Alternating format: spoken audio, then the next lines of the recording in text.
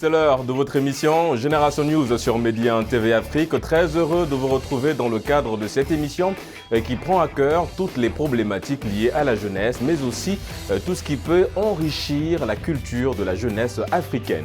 Génération News, vous le savez, l'émission est divisée en deux parties. La première, elle, sera consacrée à une personnalité décédée le 7 février 1986. Une personnalité connue au Sénégal et à travers le monde. Il s'agit de Cheikh Anta Diop. Qui était Cheikh Anta Diop? Héritage a-t-il légué à la jeunesse africaine? On en parle en première partie d'émission. La curiosité intellectuelle, entendez par là la culture générale, une discipline qui a tendance aujourd'hui à s'endormir chez beaucoup de nos jeunes frères et sœurs. Comment réveiller la curiosité intellectuelle chez les jeunes africains? Beaucoup de nos proches ont tendance à nous rappeler que la curiosité est un mauvais défaut. Mais est-ce réellement le cas? Élément de réponse en fin d'émission. Et pour aborder ces thématiques avec moi aujourd'hui, j'ai le plaisir de recevoir Moka. Vous êtes journaliste. Merci d'avoir répondu à notre invitation. Merci à vous. Et en face de vous, nous avons Moussa. Vous êtes économiste. Merci d'avoir répondu à l'invitation de Génération News. C'est moi qui vous remercie. Et on continue cette vague de présentation avec notre ami Amdi. Vous êtes entrepreneur. Toujours un plaisir de vous recevoir sur le plateau de Génération News. Merci Régis, c'est toujours un plaisir de vous retrouver aussi dans ce plateau. Et un plaisir partagé, je l'espère, avec notre ami Cherubin. Vous êtes diplômé en droit des affaires. Merci d'avoir répondu à l'invitation de Génération News. Merci. Nous allons tout de suite, messieurs, entrer dans le vif du sujet. En ce qui concerne évidemment Cheikh Anta Diop. Moka, je vais me tourner vers vous. Qui était Cheikh Anta Diop? Alors, ce serait peut-être prétentieux de répondre comme ça directement à cette question-là, tant l'homme est multidimensionnel. J'ai envie de dire que Cheikh Anta Diop, c'est l'Africain pluriel et singulier. Pluriel parce qu'il agrégeait en lui-même beaucoup de cultures africaines. Bon, peut-être pas par la naissance, mais en les cultivant. En les cultivant et aussi en les enseignant. Rappelez-vous, Cheikh Anta Diop, il est parti pour la première fois en France en 1947. Et le premier acte qu'il a fait, c'est d'étudier et d'enseigner les cultures et les langues africaines. Ceci d'ailleurs a valu qu'on lui retire son bourse. Et lui était l'intervention d'un grand guide maraboutique qui était son oncle. Il serait revenu en France. Et imaginez ce qu'on aurait perdu.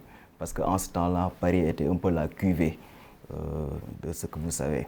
Donc, Cheikh Anta Diop, moi, je dirais un peu que c'est le laboureur, en se référant un peu aux laboureurs et ses enfants. Bon, peut-être que matériellement, il n'a pas laissé beaucoup de choses, peut-être des livres qui sont beaucoup de choses, certes, mais même en ces livres-là, il y a tout un symbole, il y a la symbolique qu'il faut puiser. Et Cheikh Anta Diop, c'est ce qu'il a laissé, le laboureur et ses enfants, oui, parce qu'il nous a appris à construire déjà des greniers, à remplir ses silos, mais surtout à comment utiliser ces réserves-là. Donc c'est ceci, Cheikh Anta Diop, peut-être en attendant d'entrer dans le vif du sujet, le temps de surtout disserter sur son parcours politique. On aura l'occasion évidemment d'en revenir, mon cher Moka, parce qu'évidemment, il a été aussi un homme politique. On va en parler tout au long de cette première partie. Moussa, alors évidemment, c'est un très beau portrait qui nous a été dressé par notre ami Moka aujourd'hui. Mais quelle image retenez-vous de Cheikh Anta Diop, personnellement? Alors, Cheikh Anta, c'est un homme de science. C'est un homme qui a tracé un chemin nouveau pour les Africains, pour la jeunesse africaine. Parce qu'il y avait une pensée unique qui était là, qui tendait à faire croire que l'homme noir n'avait jamais participé à l'œuvre de civilisation de l'humanité. Et Cheikh Anta, à travers ses recherches, a démontré, à partir de 1950, avec la sortie de l'ouvrage Nation nègre et culture, que l'homme noir est à la base également de la civilisation actuelle de l'humanité, avec l'Égypte ancienne. Donc ça a été une révolution et ça lui a valu lui-même, lorsqu'il a écrit dans cet ouvrage, pour dire que lorsqu'il a découvert cela, ça l'a ébloui, mais il a en même temps senti tous les problèmes qu'il allait rencontrer en défendant cette thèse-là. Mais pour lui, il était impératif pour la jeunesse africaine qu'il défende cette thèse et qu'il aille au bout de cette pensée-là. Et je pense que cette pensée aujourd'hui, elle est d'actualité. Et la jeunesse africaine, à travers l'Afrique et la diaspora, commence naturellement à s'en approprier et à la diffuser.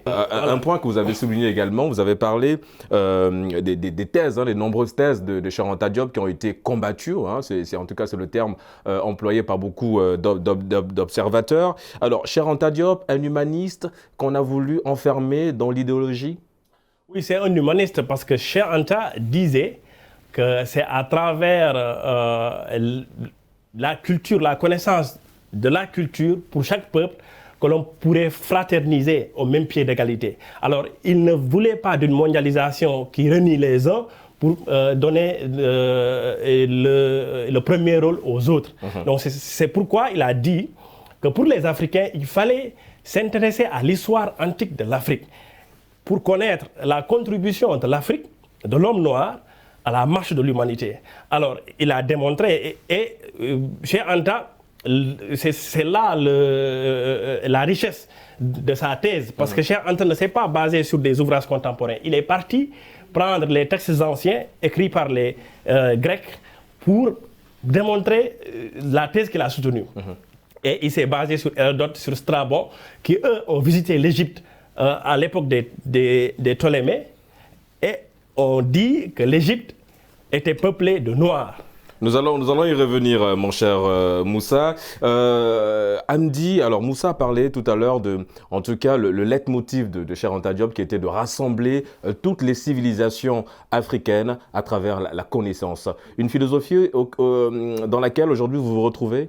Affirmatif. Et je dois d'abord dire que ça démarre bien. Ça montre que le débat sera fructueux et vraiment très intéressant pour tout un chacun d'entre nous. Moi, je dis que Cheikh Anta Diop est le résumé de l'Afrique. Cheikh Anta Diop, pour moi, c'est l'Afrique en miniature. Parce que c'est cet homme-là qui a toujours voulu que X ne se sente pas sénégalais, Y ne se sente pas congolais ou camerounais. Cheikh Anta, c'est cet homme-là qui a toujours voulu que l'Africain se sente africain avec la disparition des frontières-là qui font que parfois on a du mal à se retrouver dans un pays qui n'est pas forcément le nôtre. Cheikh Anta, pour moi, c'est une personne qui s'est toujours donnée pour que l'Afrique puisse rayonner, pour que l'homme noir puisse rayonner partout à travers le monde. Pour que aussi l'homme noir ne se sente pas complexé, Cheikh Anta, c'est cet homme-là. C'est pourquoi je dis que c'est l'Africain en miniature. L'Africain en miniature, Chérubin. Évidemment, avant d'entrer en profondeur, parce que je voulais savoir un petit peu ce qui peut expliquer cette méconnaissance de l'histoire de Cheikh Anta Diop chez beaucoup de jeunes, parce que en préparant cette émission, je fais un tour à l'UCAD, à l'université Cheikh Anta Diop de Dakar, d'ailleurs qui porte évidemment très bien le nom de cette personnalité qui fait l'objet de ce débat dans Génération News. Alors beaucoup de jeunes ne connaissaient pas la personnalité, le personnage et la personne qui est Cheikh Anta Diop. Avant évidemment de m'apporter une réponse à cette méconnaissance de l'histoire de Cheikh Anta Diop, quel est votre avis, quel est votre ressenti par rapport à cette personnalité qui est Cheikh Anta Diop? Alors, très bien, je vous remercie pour la question et vous faites bien de la poser. Moi, mon ressenti, il est comme celui de tous les Moussa, autres. partagé, Moussa évidemment. Partagé. D'accord. Voilà, donc Cheikh Anta Diop, c'est celui qui a permis, d'une certaine façon, à l'Afrique de retrouver, en quelque sorte, sa place dans l'histoire de l'humanité. Si on parle des enfants d'une nation, je dirais de Cheikh Anta Diop, il est celui qui a bâti les fondations. D'accord. Voilà. Et en ce qui concerne la méconnaissance, comment expliquer aujourd'hui que beaucoup de jeunes Africains ne connaissent pas en fait l'histoire de Cheikh Anta Diop? Alors, c'est une question assez complexe. Pour la simple bonne raison qu'elle, c'est pas parce qu'on ne peut pas apporter une réponse, mais je pense qu'elle renferme en fait beaucoup d'aspects. Et parmi ces aspects, on peut citer peut-être le problème des programmes scolaires. Il y a aussi un problème qui fait. Cheikh Anta Diop n'est pas assez vénéré. Disons, à la hauteur de l'œuvre qu'il a justement laissée. Il n'est pas assez vénéré. Et c'est dommage que ça se passe au Sénégal, dans le pays qui est Le sien, c'est vrai que tout à l'heure, tu as dit qu'il non, mais c'est un peu partout sur le continent, c'est pas uniquement au Sénégal. Il y a des gens qui ont une histoire assez, on va dire, courte, hein, en dents de scie de cette personnalité qui était Cheikh Anta Diop. Moka, Chérubin a parlé évidemment, hein, il a balancé une piste de réponse en ce qui concerne la méconnaissance de l'histoire de Cheikh Anta Diop aujourd'hui par la jeunesse africaine. Mais qu'en est-il réellement derrière? C'est uniquement, ça peut s'expliquer par cette forme du fait que derrière, il n'y a pas un programme du préscolaire au secondaire qui parle de Cheikh Anta Diop? Mais tout à fait, quand vous posiez la question à Chérubin, j'avais envie de répondre pour dire que Cheikh Anta Diop n'est pas assez connu parce que simplement il n'a pas été enseigné. Maintenant, en disant qu'il devait être vénéré ou qu'il n'a pas été assez vénéré, moi je dis qu'il n'aurait pas été d'accord avec ça. Lui, ce qu'il voulait, c'est que son idéologie, qui n'était pas doctrinaire, puisse être enseignée aux générations futures pour que les bases du développement soient jetées. Il le disait bien. Il disait que, en fait, lui, toute son idéologie politique reposait sur une notion, le patriotisme intégral. Et quand il parlait de patriotisme intégral, il disait, seul le patriotisme intégral des jeunes Africains servira à sauver la situation périlleuse dans laquelle le continent se trouve. C'est ce qu'il disait. Et il disait aussi que seule la restructuration des consciences historiques pourra permettre de sauver l'Afrique. Et selon lui, ça devait passer par le rétablissement de notre culture, de nos cultures, parce que aussi il faut dire qu'il n'y a pas une homogénéité de la culture africaine. Il y a plusieurs cultures. Et justement, c'est toutes ces cultures-là qu'il faut promouvoir pour pouvoir avoir une force puissante qui puisse placer l'Afrique dans une position de concurrence dans le monde. Donc lui, c'était l'éducation des consciences, pas l'éducation de Cheikh Anta Diop, mais l'éducation, l'enseignement des idéologies de Cheikh Anta Diop, parce qu'il n'en avait pas qu'une. Et justement, c'est là où intervient l'importance de l'homme politique, de la dimension politique de Cheikh Anta Diop. Parce que vous le disiez tout à l'heure, avec des mots un peu forts, je souriais, parce que Cheikh Anta Diop, en tant que scientifique, Cheikh Anta Diop, en tant que littéraire, en tant que culturel, il a un discours un peu fort, parfois inaccessible. D'ailleurs, beaucoup de ses contemporains et beaucoup de ses militants le lui disaient. Mais Cheikh Anta Diop, en tant qu'homme politique, il a su avoir un discours filtré qui était accessible à tout le monde. Et c'est pourquoi d'ailleurs les dirigeants de cette époque-là lui mettaient tout le temps le bâton dans les roues. Et lui, il était dans l'éducation des masses. Il était dans l'éducation des masses. Et il disait que c'est seule l'ardeur au travail créatif. Retenez bien le sens des mots. Il ne dit pas que le travail, il ne dit pas que l'amour, il dit l'ardeur au travail créatif. Et aussi, je perds un peu le mot, et le don de soi au combat de ses idées. Il n'y a que ça qui puisse faire prospérer l'Afrique. Ça veut dire qu'il tenait à ce que la jeunesse africaine soit armée de science jusqu'aux dents pour pouvoir être au rendez-vous du donner et du recevoir. Armée de science jusqu'aux dents, évidemment, c'est cette très belle phrase de Cheikh Anta Diop. Mais est-ce que c'est réellement le cas aujourd'hui? Est-ce que cette jeunesse est-elle armée de science jusqu'aux dents si derrière on n'a pas cette forme de méthodologie? Quand je parle de méthodologie, je fais évidemment référence à Cheikh Anta Diop. En quoi aujourd'hui, mon cher Moussa, c'est très dangereux de ne pas enseigner l'histoire de Cheikh Anta Diop à la future génération? Permettez-moi de dire, en embouchant la même trompette que Moka, que ce n'est pas Cheikh Anta en lui-même qui devrait être enseigné, mais c'est la pensée qu'il véhiculait. Je ne dirais pas idéologie, mais c'est la pensée. Évidemment, mais avant de connaître la pensée, il faut connaître l'homme aussi derrière. Oui, il faut connaître l'homme, mais surtout ses idées, les idées pour lesquelles il s'est battu. Et il s'est battu pour que chaque Africain puisse retourner à son passé antique, pour qu'il puisse, à travers cette pensée-là, arriver à la modernité en étant au même pied d'égalité que les autres. Et il disait lui-même qu'on ne peut pas être dans le modernisme en reniant son passé.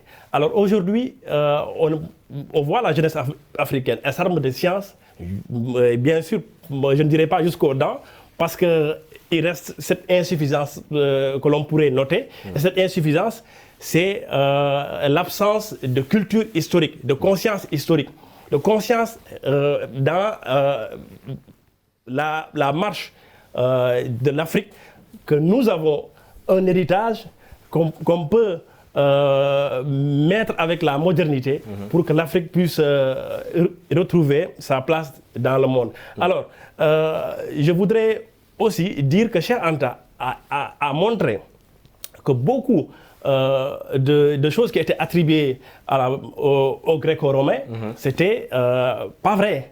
Par exemple, Pythagore, on dit qu'il y a le théorème de Pythagore, c'est le plus grand mathématicien. Oui, on a appris Pythagore on a appris à l'école, oui. Mais ce qu'on n'a pas appris par contre, c'est que Pythagore avait séjourné 22 ans en Égypte. Et pendant ces 22 ans, il a été formé par les Noirs, par les Égyptiens, qui l'ont initié aux sciences mathématiques. Platon, qui est l'un des plus grands philosophes. Considéré comme le père de la philosophie. Oui, considéré comme le père de la philosophie. Et parti en Égypte et a séjourné pendant 13 ans en Égypte où il a appris la philosophie, où il a appris les sciences spéculatives. Et tout ce que Platon théorise, c'est des théories qu'il a puisées en Égypte, donc par conséquent en Afrique. Malheureusement, on ne nous apprend pas ça, on nous apprend Platon, on nous apprend Pythagore, on nous apprend Thalès, tandis que tous ces penseurs-là, que ce soit Euclide, venaient en Égypte se ressourcer avant de retourner chez eux. Moussa, je t'interromps un moment. Je reviens. Comme on fait, le fait d'aller à Paris pour aller apprendre, le fait d'aller à New York pour faire une bonne université, c'était comme ça à l'époque. On quittait la Grèce pour venir en Afrique apprendre. D'accord. Je reviens à toi, Moussa, dans un instant. Alors, Hamdi, Moussa a parlé évidemment de cette faculté qu'avait Cheikh Anta Diop, évidemment, de ramener la culture africaine, de demander aux Africains de s'unir pour être une Afrique soudée. Alors, on a parlé évidemment Moka parlait de retransmettre la connaissance de Cheikh Anta Diop à cette jeunesse africaine. Est-ce qu'il faut aller aujourd'hui, comme Moussa l'a un petit peu dit, voir les autorités pour qu'ils essayent d'inclure, instaurer aujourd'hui cette forme de connaissance de Cheikh Anta Diop dès le préscolaire? C'est la solution aujourd'hui? Affirmatif. Pour moi, la méconnaissance de Cheikh Anta Diop a des responsabilités qui sont diverses. Déjà, les autorités, effectivement, elles ont forcément une responsabilité là-dedans parce que nos systèmes éducatifs ne nous apprennent pas Cheikh Anta Diop, Thomas Sankara, Lumumba, etc. etc. Aujourd'hui, aller dans les collèges ou au niveau des lycées et même à l'université Cheikh Anta Diop ou dans les autres universités, mais les étudiants, les élèves, les lycéens sont plus en mesure de vous parler de Thalès, de Pythagore que de Cheikh Anta Diop ou de Lumumba et autres. Ça, c'est la responsabilité de nos autorités. Je pense que c'est à elles de voir comment réformer notre système éducatif pour que ce système-là nous apprenne, nous, ceux que nous avons comme des anciens, mais qui se sont toujours donnés pour la cause de l'Afrique et de l'Africain d'une manière générale. L'autre responsabilité, c'est nous en tant que jeunes, nous en tant qu'Africains, Sénégalais, Marocains, whatever. Pourquoi est-ce que nous avons la flemme d'aller nous documenter pour connaître ces éminentes personnalités, ces figures emblématiques-là? Aujourd'hui, nous passons combien de temps sur les réseaux sociaux? Nous passons combien de temps sur Internet? Qu'est-ce qui nous empêche d'aller sur Google, sur Wikipédia, mais faire des recherches pour pouvoir connaître effectivement qu'est-ce qu'était la pensée de Cheikh Anta Diop ou l'idéologie de Cheikh Anta, de Thomas Sankara ou de ces figures emblématiques-là qui se sont, comme je l'ai dit tout à l'heure, toujours données pour que l'Africain n'ait pas cette complexe-là devant une autre civilisation. Pour l'éveil, on parle aujourd'hui d'une génération consciente aussi. Voilà, c'était ça aussi. Oui, c'est rassurant déjà dans la mesure où déjà sur ce plateau, nous voyons des jeunes mais qui sont en mesure de parler de Cheikh Anta Diop. C'est rassurant et ça donne espoir. Et je pense que ce qui serait intéressant, c'est que d'autres jeunes également puissent avoir ce même état d'esprit-là, c'est dire que ce que nous pensons que ça se trouve ailleurs, mais ça se trouve ici.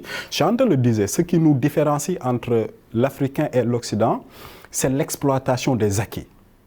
Quand on te dit que Diodore de Sicile, les Thalès, mais ils étaient en Égypte, dans une pyramide parmi tant d'autres. Aujourd'hui, on nous dit que la civilisation occidentale, elle est hellénistique, c'est-à-dire la Grèce. Tout le rayonnement qu'a connu l'Occident, mais c'est à partir de la Grèce. Et ceux-là qui ont été à l'origine de cet rayonnement-là, mais c'est des gens qui ont été à l'Égypte, qui ont puisé un peu de savoir égyptien et qui sont allés exploiter au niveau de leur pays. Et nous, Africains, pendant ce temps, qu'est-ce qu'on fait? On est toujours dans la posture attentiste, que les gens viennent... Ce n'est pas pour te couper, mais allez-y. il faut rappeler qu'Athènes a été fondée par un homme noir. Ah ben voilà. Donc nous, on est toujours là à nous lamenter, à se dire que non, les Occidentaux pillent nos ressources. Mais qu'est-ce que nous faisons, nous, pour exploiter ce que nous avons? C'est une très bonne question, justement, Moka, par rapport à ça. Moussa a parlé de Cheikh Anta Diop comme étant, je vais prendre cette métaphore, comme, on va dire, un puits de richesse, une source de richesse culturelle. Comment, aujourd'hui, la jeunesse africaine doit-elle aller puiser dans cette source de richesse pour, en tout cas, avoir comme pour modèle Cheikh Anta Diop? D'abord, pour comprendre le Coran, il faut le lire. Cheikh Anta Diop a écrit, il faut lire ses livres. Mais seulement aujourd'hui, tout à l'heure je vous ai montré un livre sur Cheikh Anta Diop. Peut-être pas, c'était pas un livre de Cheikh Anta Diop, mais c'est un livre sur Cheikh Anta Diop qui fait référence. Moi je pense qu'il faut d'abord susciter l'amour de la lecture chez les jeunes. Et ça, ça rejoint un peu l'autre thème. Ça, c'est un autre débat, c'est une autre histoire. Et ensuite, rendre accessibles ces livres-là. Les livres de Cheikh Anta Diop, on les trouve pratiquement pas sur les places. Et ça, ce n'est pas normal. Ça, ce n'est pas normal. Parce que c'est la lecture de ces livres, mais aussi, comme disait Amdi, la documentation sur sa personne, sur ses faits, qui permettent de comprendre Cheikh Anta Diop. Cheikh Anta Diop, beaucoup ne savent pas aujourd'hui qu'il a fait la prison, alors qu'il a failli mourir là-dedans. Lui-même le disait. Il était sous 41 degrés, avec 1 degré de plus, il allait avoir la cervelle bouillie. Donc c'est un traumatisme. Imaginez un peu les mots forts qu'il utilise. Et Cheikh Anta Diop, tout le monde sait que ce n'était pas un homme à exagérer. Donc s'il dit ça avec ces mots forts, ça veut dire qu'il a vécu un traumatisme là-bas. Et bon, l'histoire a fait un peu que c'est Mamoudou Dia, et en 62 d'ailleurs, qu'il l'a emprisonné à Diourbel. Donc ça, c'est un fait historique qui est un peu, voilà quoi. En parlant d'un autre fait historique, oui, je vous laisse terminer. Allez-y, terminez. Oui. Ensuite, Cheikh Anta Diop, il prêchait par l'exemple. Moi, c'est en ce sens-là que je l'admire. Il prêchait par l'exemple. Lui, il disait jamais faites ceci, faites cela. Il faisait d'abord. Il faisait d'abord. Et même pour avoir son parti, déjà pour son premier parti, qu'est-ce qu'il a dit? Et ce que je dis tout à l'heure, il a filtré. L'homme politique a filtré de l'homme culturel, de l'homme scientifique. Quand on l'a appelé son premier parti, le Bloc des masses sénégalais, le premier parti qu'il a eu à diriger, il était même secrétaire général et Samba Diop était le président. Donc ce premier parti, c'était un mouvement social, c'était un mouvement citoyen. Quand il est venu, il a dit, lui, il est contre les particularismes locaux. Il est contre les particularismes locaux. Il faudrait qu'on étende cela à l'Afrique. Étendre cela à l'Afrique, on va y revenir. Donc ça, on a parlé l'idée de Amdi. Voilà. On a parlé aujourd'hui de manière ramassée de Cheikh Anta Diop. On sait tous aujourd'hui un petit peu l'image qu'il représente aujourd'hui pour le continent. On a parlé de cette méconnaissance. J'insiste encore sur la méconnaissance. Évidemment, vous avez évoqué des pistes de solutions pour essayer un petit peu de soigner cette méconnaissance chez les jeunes Africains.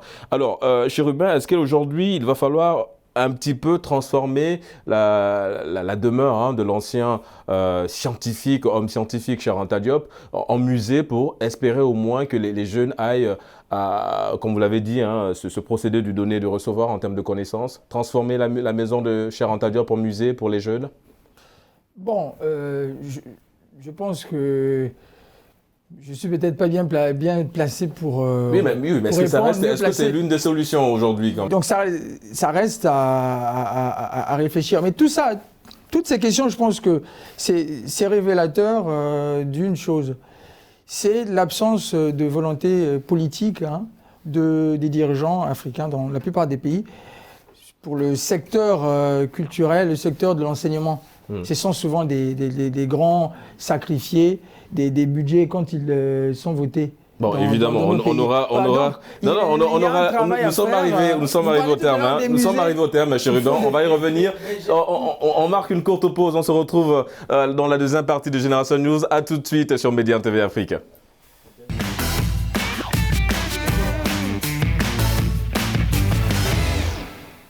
De retour sur le plateau de Génération News pour la deuxième et dernière partie d'émission. Nous allons tout de suite parler de la curiosité intellectuelle. Alors c'est une expression que on écoute beaucoup, on entend beaucoup aujourd'hui dans les médias un peu partout. Mais c'est quoi réellement la curiosité intellectuelle, Chérubin? Bon, donc, si je peux faire une tentative de définition, je dirais que la curiosité intellectuelle, elle correspond au désir de vouloir d'acquérir de nouvelles expériences, de nouvelles connaissances. Et le plus souvent, ce désir naît du fait que l'on identifie en quelque sorte un décalage entre ce qu'on a comme connaissance et ce que l'on souhaiterait connaître. Voilà. Donc ça, c'est ce que je pourrais dire. Une curiosité intellectuelle qui s'apparente évidemment à cette forme de recherche de culture générale. Mon cher Moussa, est-ce qu'aujourd'hui, cette forme de curiosité intellectuelle est-elle perceptible aujourd'hui chez les jeunes? Elle n'est pas très, très prononcée, et je pourrais dire, parce qu'avec l'ère du numérique, les réseaux sociaux, ce sont des bouffeurs de temps. Alors, de plus en plus, les jeunes délaissent la curiosité intellectuelle pour des débats dans les réseaux sociaux, WhatsApp, Facebook et autres. Et quand on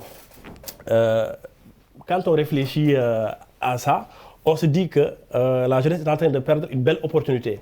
Parce que c'est dans la lecture, dans les livres, que la science se trouve. Elle n'est pas dans les débats puérils, dans les débats stériles.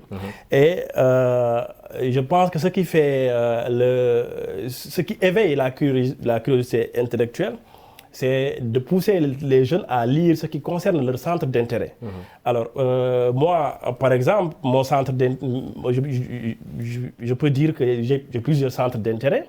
C'est l'étude des civilisations, c'est l'économie, c'est également la politique. Et ça me pousse à lire, à aller m'intéresser à des ouvrages qui parlent de politique, qui parlent de civilisation, qui parlent d'économie, de relations internationales. Et ça me pousse à lire. Et quand on s'intéresse à l'histoire de l'Afrique, à la contribution de l'Afrique à la marche de l'humanité, il faut bien sûr aller lire chez Anta Diop, Nation nègre et culture. Donc si on s'intéresse à la politique, il faut bien sûr lire Platon, mais quand on lit chez Anta et qu'on lit Platon, on comprend mieux pour quelqu'un qui est africain. D'accord. On va s'arrêter sur, en tout cas, cette belle réponse.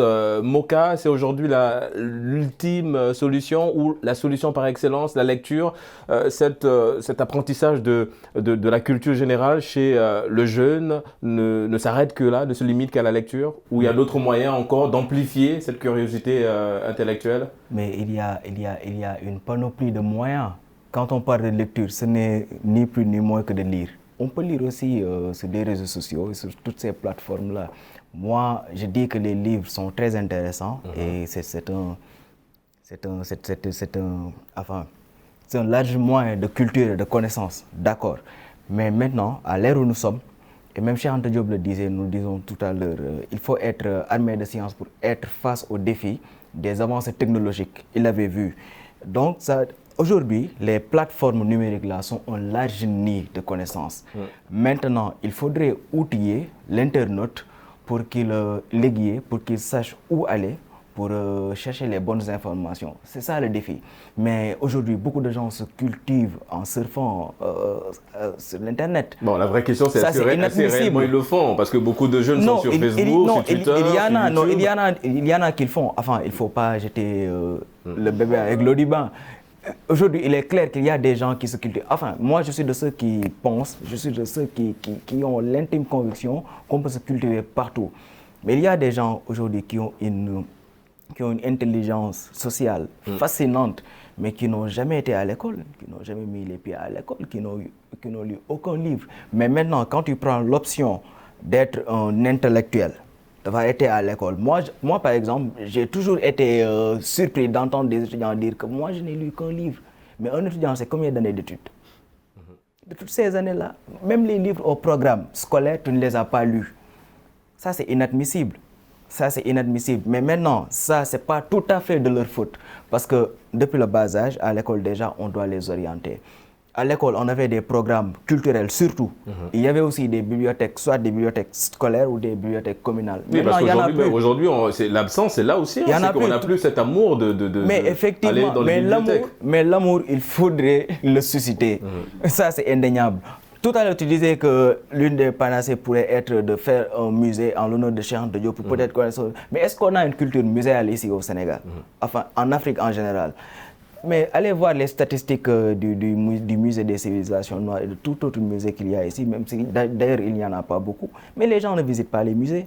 Les gens ne visitent pas les musées. Les gens, on dit aujourd'hui que le livre est mort, entre guillemets. Le livre est mort parce que la lecture est morte. Les gens ne lisent pas, les gens ne sont pas intéressés à la lecture. Non, beaucoup défendent en disant ils lisent, mais ils lisent autre chose. Mais ils lisent quoi? Ils lisent comment? Parce que lire, ce n'est pas que regarder ou voir les mots. Ce n'est pas ça. Lire, c'est d'abord savoir comprendre ce qu'on lit. Savoir comprendre, savoir faire le résumé, savoir puiser comment on dit, la substantique moelle.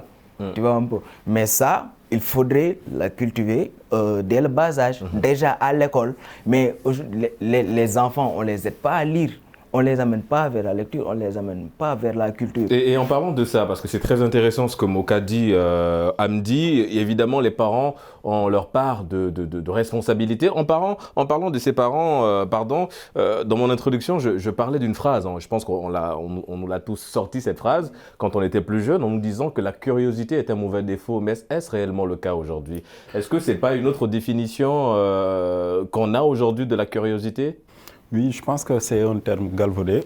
Alors, la curiosité, pour moi, c'est la soif d'acquérir de nouvelles perceptions, de nouvelles connaissances, mais également de nouvelles expériences qui pourront éventuellement te servir dans la vie. La curiosité, ce n'est pas fuiner dans les affaires de Moka ou de Chérubin ou de quelqu'un d'autre.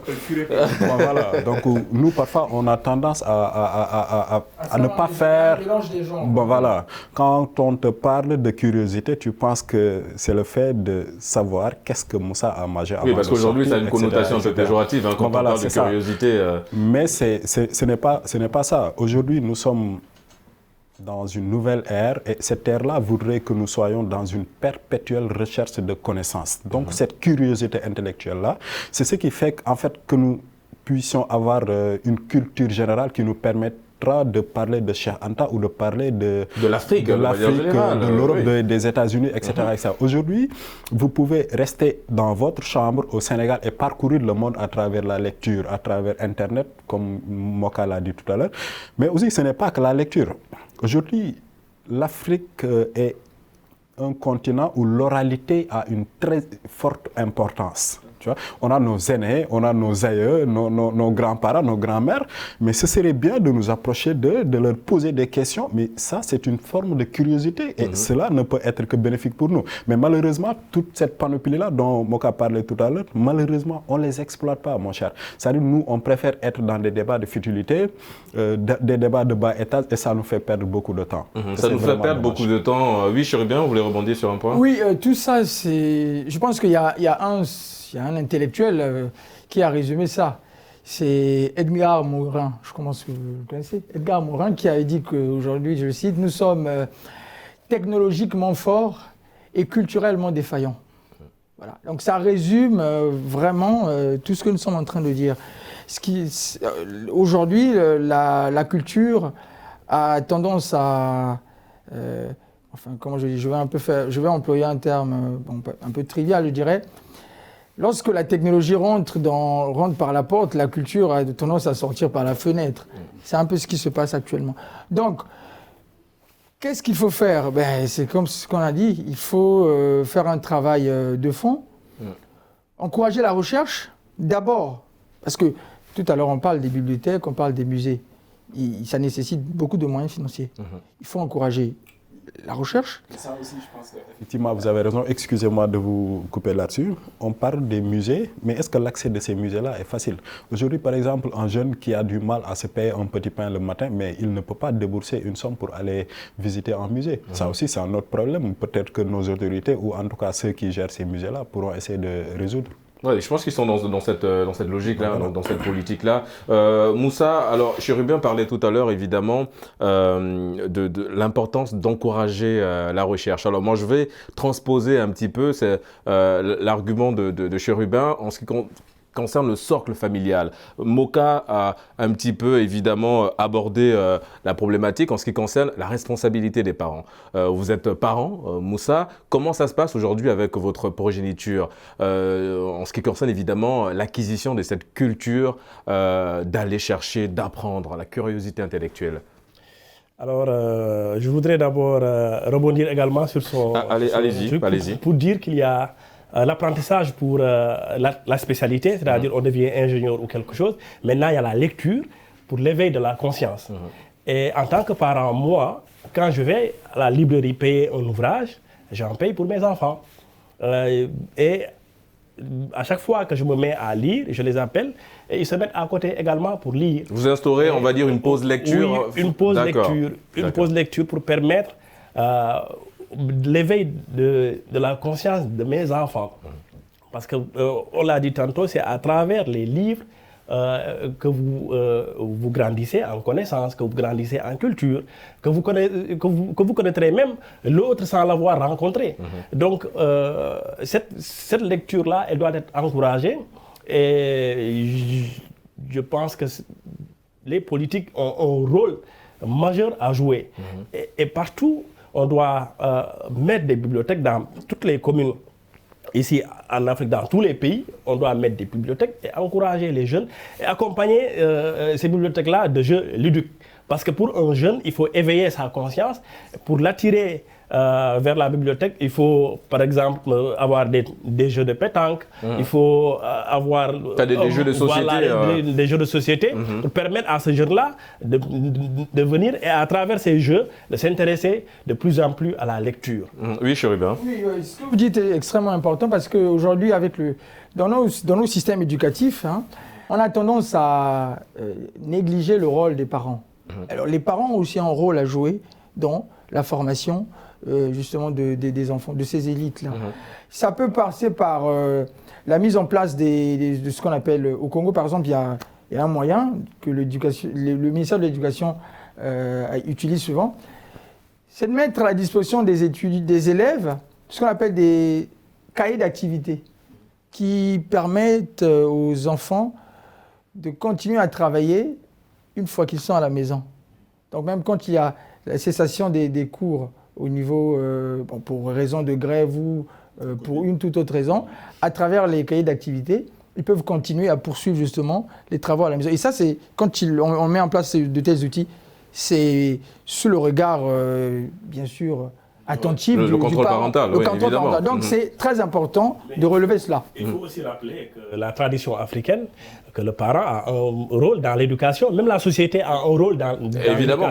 Donc il faut nous réapproprier nos traditions. Parce que si on délaisse nos traditions, bien sûr, nos enfants seront, comme le disait Abdoulaye Sadji, ou je pense Djibril Tamsir-Niane, Abdoulaye Sadji, quand il parlait de Nini, Nini, tu es ni un Africain, ni un Européen ou un Occidental. Donc tu es au milieu, quelqu'un qui n'a plus de culture, qui n'appartient plus à une zone culturelle. Mais tout à fait. Vous savez, il n'y a pas de génération spontanée. Chaque génération subit un peu les défaillances de leurs parents. Moi, j'ai envie de dire, et c'est bien, vous faites de le dire, il y a des faits sociaux auxquels on doit puiser pour ajouter à l'intelligence sociale, à l'intellectualisme, si vous voulez. J'emprunte le terme là du Otak. Par exemple, dans les familles, vous voyez, c'était autour du bol de riz que beaucoup de choses s'enseignaient. Et là, on requiert un peu le sens de l'observation de l'enfant, et pas que de l'enfant, mais de tout le monde. Mais maintenant, il y a beaucoup de choses qui se sont perdues. On a fait un reportage il n'y a pas longtemps où on disait que la sagesse de la grand-mère s'est perdue avec les appartements. Bon, c'est pas bien parce que c'est à l'ère de notre temps, avec des appartements et tout. Nous, on avait l'habitude d'être éduqués par nos grands-pères et par nos grands-mères. qui étaient évidemment, comme on dit, des bibliothèques vivantes. Qui n'ont pas pratiqué l'école, qui n'ont pas pratiqué l'éducation caucasienne, mais qui sont extrêmement intelligents. L'école, justement. Et c'est pourquoi aussi je dis que l'enfant doit aussi quelque peu vadrouiller, voir un peu ce qui se passe au dehors. Ça, c'est très important. Mais pour cela, il faudrait avoir un sens aiguisé de l'observation. Parce que l'observation aussi fait partie de nous. Et c'est l'observation qu'il faut cultiver très tôt chez l'enfant, qui lui permettra, même au moment de lire un livre, de voir les subtilités, de comprendre mieux que son voisin, son camarade de classe, ce que dit exactement le livre. Et c'est comme ça aussi qu'on comprend tous les grands auteurs. Donc c'est ce que je disais, l'Afrique ici, et dans chaque société, il y a des faits sociaux auxquels on puise pour pouvoir ajouter à l'intelligence sociale, pour pouvoir corser cette intelligence sociale-là. Et en Afrique ici, c'est les contes. Oui, on avait l'Abrapala où on racontait évidemment... Mais effectivement, mais quand on délaisse ça pour exclusivement intégrer d'autres cultures, mais non seulement on est assimilé, mais on n'est pas intelligent parce que tout le monde vit dans sa société. Si on n'est pas intelligent selon les strates de sa société, on n'est pas vraiment intelligent. C'est pourquoi d'ailleurs il y a des termes, excusez-moi, de vache folle ou de choses, parce que tu es toujours un étranger dans ton sol, sur ton sol. D'accord. On va également, je vais citer Amdi Léopold Sédar Senghor, que vous connaissez évidemment très bien. Léopold Sédar Senghor disait, je cite, « La culture intellectuelle permettra à la jeunesse de raconter le passé, de maintenir le présent et de rassurer le futur. » Vous partagez cette assertion? Affirmatif. Et je pense que si on suit même la logique de Léopold Sédar Senghor, qui a été le premier président de la République du Sénégal, lorsqu'il nous parlait de rendez-vous et de recevoir, rendez-vous du donner et du recevoir, pour dire que lorsqu'on part dans ce rendez-vous-là, on est d'abord en posture de donneur avant de prétendre recevoir quoi que ce soit. Et pour pouvoir donner, mais on se documente, mais on essaie de se cultiver, on fait des recherches, etc., etc.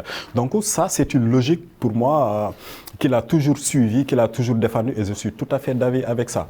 Mais dommage que maintenant, comme je l'ai dit tout à l'heure, c'est vrai qu'on a tendance à responsabiliser les parents, mais nous aussi, en tant que jeunes, en tant qu'intellectuels, entre guillemets, en tant que, je ne sais pas, citoyens du monde, mais qu'est-ce qu'on fait en fait pour nourrir cette curiosité intellectuelle? Moi, je pense qu'on doit en faire une passion, et une passion, on la nourrit. Là, je suis parfaitement d'accord avec ce qu'il dit. Pour qu'il ne peut y avoir de curiosité s'il n'y a pas une certaine quantité de connaissances déjà. Voilà. Tout à l'heure, dans la définition que je vous ai donnée, j'ai dit tout à l'heure que la curiosité, c'est aussi le fait de s'identifier. Donc, identifier le décalage qui peut exister entre la connaissance qu'on a et la connaissance qu'on souhaiterait avoir. Ça veut dire que si vous êtes un novice dans un domaine quelconque, vous n'avez pas, il est clair que vous n'allez pas avoir la capacité de prétendre avoir, de savoir que combien, de connaître en fait, de mesurer la quantité de connaissances qui vous attend, que vous devez en fait aller explorer. Donc ça va un peu dans le sens qu'il a dit, avant de prétendre à recevoir quelque chose, cherchons d'abord à donner. Et pour donner, il faut avoir quelque chose. Je voudrais aussi tempérer un peu pour dire que oui, parfaitement, parce que ce n'est pas seulement de la faute de la jeunesse, ce n'est pas de la faute des Africains. Parce que si les ouvrages qu'on vous donne vous rappellent souvent que vous êtes un être dominé, que vous êtes quelqu'un qui n'est pas intelligent. Oui, mais c'est là le rôle du jeune d'aller justement chercher des ouvrages qui contre ça. Et il me rejoint. C'est la littérature qu'on nous présente. C'est ça qu'on nous présente dans la bibliothèque finalement. Vous venez une fois, deux fois et ensuite vous décrochez parce que vous vous dites que ça c'est une littérature dévalorisante pour moi. C'est pourquoi le choix des livres, le choix même des auteurs est très important pour susciter la lecture chez les jeunesses africaines. Oui, mais Moussa, ça c'est un point, c'est un point parmi tant d'autres. On a parlé de la lecture. Évidemment, vous allez y revenir, mon cher Moka, mais moi je reste avec toi, mon cher Moussa, parce que évidemment, tu as parlé de la lecture. On a tous souligné sur ce plateau l'importance aujourd'hui de motiver nos jeunes frères et sœurs, nos enfants de manière générale, à aller vers la lecture. Mais il n'y a pas que la lecture. Moka l'a souligné, il y a les documentaires. À la télé, on peut programmer une journée documentaire avec nos enfants. C'est de la culture aussi derrière. Oui, ça rejoint ce que je disais tantôt. Le choix de ce qu'on nous présente à la télé et dans nos bibliothèques est très important. Non, mais le choix revient aux parents aussi. Oui, bah oui, ça revient aux parents. Vous n'êtes pas obligé de regarder un documentaire qui parle de l'Égypte. Vous pouvez regarder un documentaire qui parle des animaux, par exemple. C'est important de savoir que la baleine, voilà, les caractéristiques d'une baleine. C'est important. Je comprends un peu l'inquiétude de Moussa, mais c'est pourquoi je dis que, moi j'ai l'habitude de dire qu'une recherche doit être... Il est dans ses certitudes, lui. Mais on écoute un petit peu. Je suis tout à fait d'accord avec vous. Désolé. On écoute un petit Moussa, on revient à toi. Oui, très petit, j'ai fréquenté les centres de lecture, donc la lecture, je sais son utilité.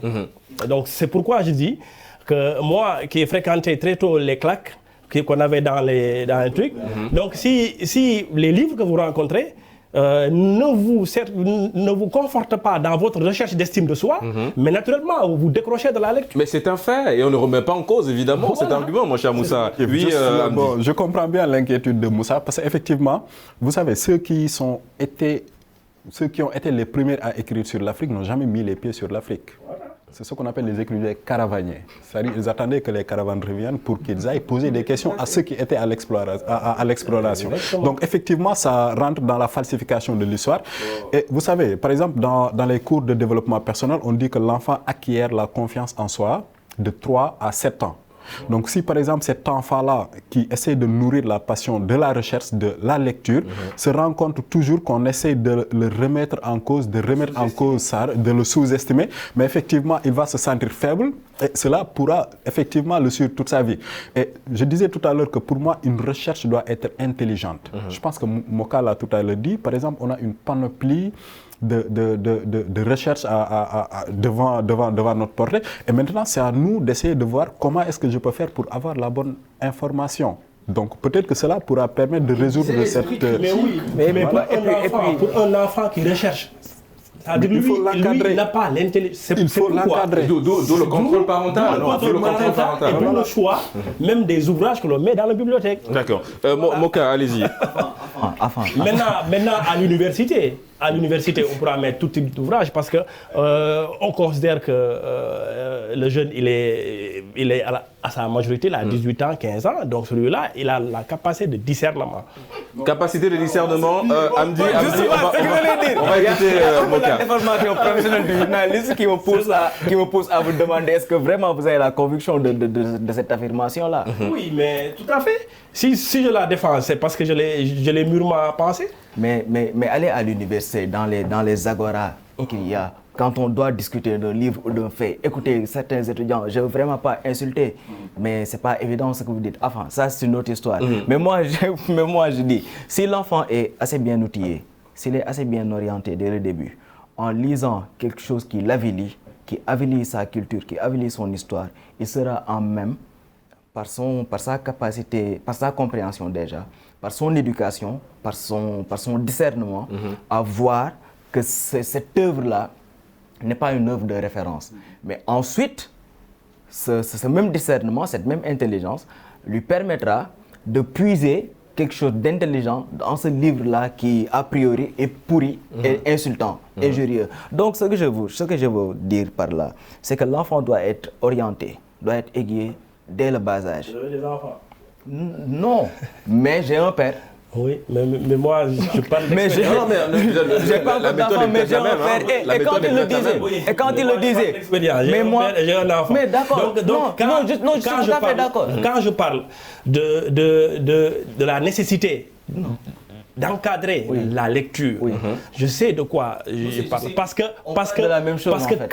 quand vous rentrez dans une littérature qui vous sous-estime, votre estime de soi baisse.